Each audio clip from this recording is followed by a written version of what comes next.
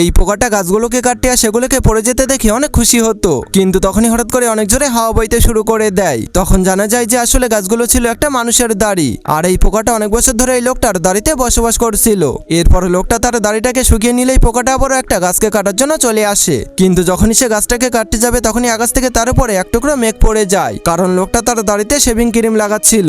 এরপর ধীরে ধীরে পুরো জঙ্গলটা অন্ধকার হয়ে গিয়ে তখনই হঠাৎ করে একটা আলোর রোশনি দেখা যেতে শুরু করে। এর জন্য পোকাটা উপরে তাকালে সে সেখানে তিনটা অদ্ভুত জিনিসকে দেখতে পায়, কারণ লোকটা তার দাড়িটাকে মেশিন দিয়ে শেভিং করছিল, যার কারণে পোকাটার মনটা অনেক খারাপ হয়ে যায়। কিন্তু সে হার না মেনে দাড়িটার অন্য পাশে চলে আসে, কিন্তু তখনই হঠাৎ করে ভূমিকম্প হতে শুরু করে দেয়, কারণ সেই লোকটা ব্রাশ করছিল।